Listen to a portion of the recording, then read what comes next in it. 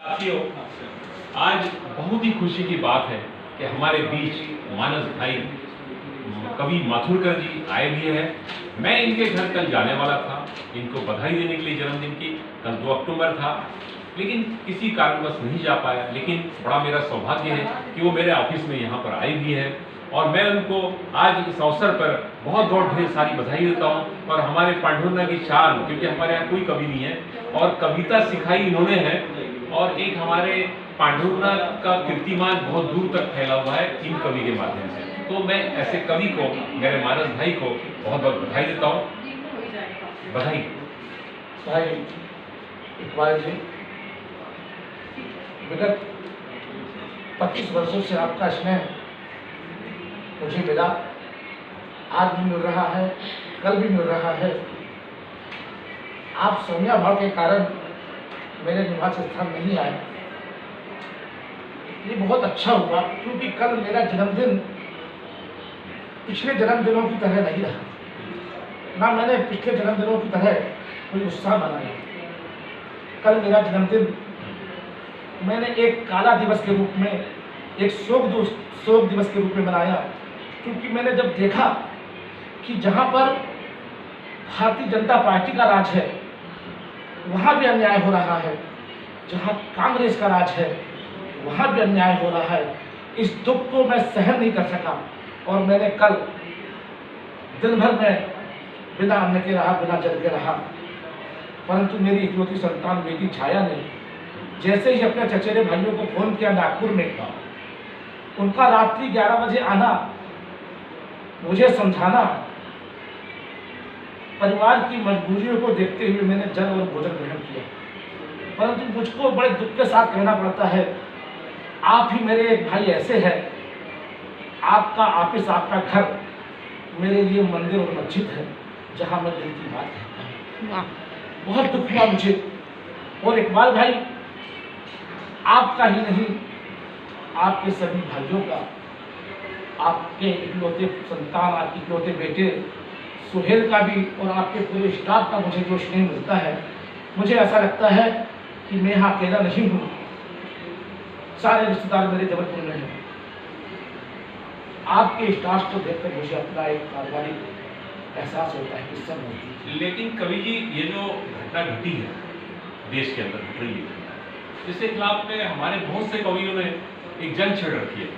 तो क्यों ना आप कविता के माध्यम से एक संदेश प्रसारित करें, एक जज्बा लाएं कि ऐसी घटनाएं ना हो और उसके लिए लड़ाई लड़े आप कविता के माध्यम से। ऐसा मेरा आपसे निवेदन था कि कुछ ऐसी कविता लिखें जिससे जागृति आए लोगों के अंदर।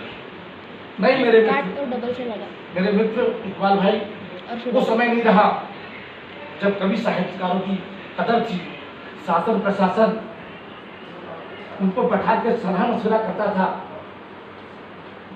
जिले में कोई कार्यक्रम हो, चाहे दुर्गा उत्सव हो, चाहे ईद हो, तो हम जैसे कवि शायरों को बुलाते थे सलाहकार समिति में। जबलपुर में रहा मैं, पन्ना में रहा मैं, बेंगलोर में रहा मैं, क्योंकि मैं जिस विभाग में हूँ वो केंद्रीय सरकार का विभाग है, दूरभाष केंद्र, टेलीफोन एक्सचेंज गेस्टर। मैंने देखा कि हम कवि शायरों की महानगरों में ही नहीं, तहसीलों में भी इज्जत है। जब वहाँ कोई समारोह होता है, समारोह के 4 दिन पहले हम लोगों को एक शांति व्यवस्था बनाने के लिए सम्मान दिया जाता है। परंतु दुख होता है, कुछ क्षेत्र मेरे लिए ऐसे थे कि जहाँ हम कवि शायरों का सत्कार नहीं है, सम्मान नहीं है। लोग कवि कवि कहते हैं, कहते हैं, इकलौते कवि कहते हैं, कोई हमें कवि पितामह कहता है। परंतु आप जैसे लोग मिल रहे हैं पांडुरंग में, जो मेरी प्रतिभा को पहचानते हैं। आज आपका ताल्लुकात मेरे परिवार के प्रत्येक सदस्यों से है और आज आपका स्टाफ भी मुझे आपके जैसा सम्मान देता है। ये मेरे लिए बहुत ही शब्द नहीं है, मेरे लिए पूंजी है। परंतु मैं ये कहना चाहता हूँ, हालांकि मैंने अपने युवा अवस्था में, मैंने अपने विद्यार्थी जीवन में, मैंने राजनीतिक जीवन में बड़े बड़े नेताओं को अपनी कविता में चमेटा। राज्य मंत्री चंद्र कुमार भानोद जी, कांग्रेस के, जो आज नहीं रहे हमारे बीच में, मैंने मंच में कहा बेटा कि नेताओं की डगर में चमचो दिखाओ चल के, ये देश है तुम्हारा खाजा उसी। नेताओं की डगर में चमचो दिखाओ चल के, ये देश से तुम्हारा खा जाओ इसे करके, मेरी युवावस्था की कविता।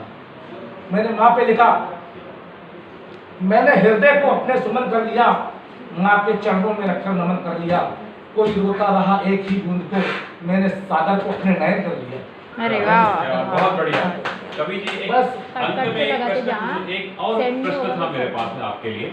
वो ये था कि कविता के माध्यम से आपने पांडुना क्षेत्र में तो अलग जगह, लेकिन आने वाले समय के लिए आपने ऐसा कोई कवि पैदा किया या ऐसा किसी को अपने उत्तराधिकारी के रूप में कि आने वाले भविष्य में वो कविता पढ़े और उसके माध्यम से अलग जगह, जैसा कि मैंने दयाल जी की रचना है, कल और आएगी नज़्मों की खिलती कलियां चुनने वाले, मुझसे बेहतर कहने वाले, तुमसे बेहतर सुनने वाले, कल क्यों कोई मुझको याद करे, मशरूम जमाना मेरे लिए क्यों अपना वक्त बर्बाद करे, मैं पल दो पल का शायर हूँ। तो जिस तरीके से कवि ने वर्णन किया है कि कल और आएंगी नज़्मों की खिलती कलियां चुनने वाले, तो ऐसा कोई खिलती कलियां कविता गाने वाला कोई आपने मार्गदर्शन या किसी को ऐसा इकबाल भाई, शिष्य बनाया? इकबाल भाई, मुझे आपके सामने उस व्यक्ति का नाम लेने में भय लगता है। जिस उत्तराधिकारी की आप बात कर रहे हो, उसका नाम लेने में मुझे भय लगता है, जिसने मुझे परखा है, पहचाना है, जो भारी बरसात में मेरे फोन में, मेरे टेलीफोन एक्सचेंज में आकर गणेश उत्सव के कार्यक्रम में 4 चांद लगाया है। वो भाई, मैं आपके स्टाफ को बताना चाहता हूँ, वही मेरा दर्पण है, वही मेरी कविता है, वही मेरी बातों को जब आज वो पत्रकारों के सामने कहता है, गैर मंचों के सामने कहता है, तो मैं आपको नहीं आपके स्टाफ को बताना चाहता हूँ, वो मेरा भाई है इकबाल पटेल। वाह वाह, क्या बात है, धन्यवाद। और मेरी बेटा, आज मुझे अच्छा लग रहा है कि ये स्टाफ, कुछ कविता 2 लाइन कहना स्टाफ पूरा साहित्यिक है। एक ग्राहक महोदय भी इस रंग में खुलकर हमारे बीच में बैठे हुए हैं। कुछ कविता बहुत की 2 लोगों लाइन को ये कहना सब चाहूंगा। पसंद नहीं आता है। मैंने अपने बेटी जबलपुर जैसे महानगर में, इंदौर जैसे महानगर में, पूना जैसे महानगर में मैंने ललकारा है लोगों को कि दोस्तों एक ऐसा जमाना होगा, दोस्तों एक ऐसा जमाना होगा, पैदल चलने वाले को लाइसेंस बनवाना होगा। क्या बात है, क्या दोस्तों, क्या बात है। एक ऐसा जमाना होगा, पैदल चलने वाले को लाइसेंस बनवाना होगा, और एक चौराहे से तुम कितने बार निकले हो, तुम्हें नजदीक के थाने में लिखवाना होगा। क्या बात है। अरे बाप रे, क्या बात है। परंतु मैं एक बात इकबाल भाई बता दूं आपको, जी, ये पांडुना शहर, ये पांडुना तहसील मेरे लिए पंढरपुर है। इस पांडुना ने मुझे, सही कहा जाए तो असली कवि बनाया है। अच्छा, मेरे गुरु ने कहा है, अकल प्लस नकल, अकल प्लस नकल, अकल प्लस नकल इज इक्वल टू सफल।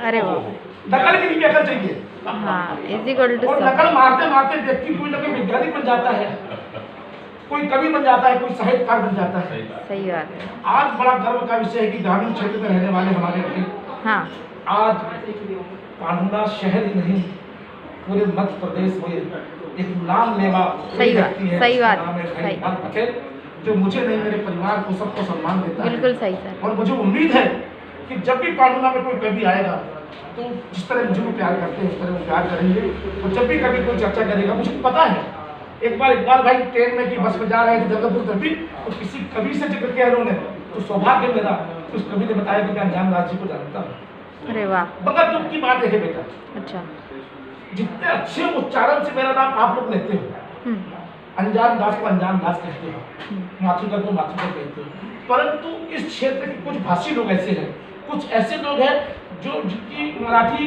सीमा होने के कारण उनको अनजान दास लिखकर नहीं बनता, कहते नहीं बनता। कई बार मैंने देखा यहाँ के पढ़े लिखे लोग उसको अंजन दास कहते हैं। हालांकि अंजन का भी बहुत अच्छा उपयोग है, अंजन माने आंखों का काजल, हाँ, परंतु मेरे जो उपनाम है उसका जो पुष्पादन करते हैं तो मुझे आत्मी दुख होता है। अरे पढ़े लिखे लोग हैं, पांडुना में हिंदी भाषी स्कूल है, कम से कम यहाँ के लोगों को तो, जबकि यहाँ तो बहुत अच्छी हिंदी बोली जाती है, हिंदी लोग समझते हैं। आप लोगों ने बहुत समय दिया, बहुत अच्छा लगा।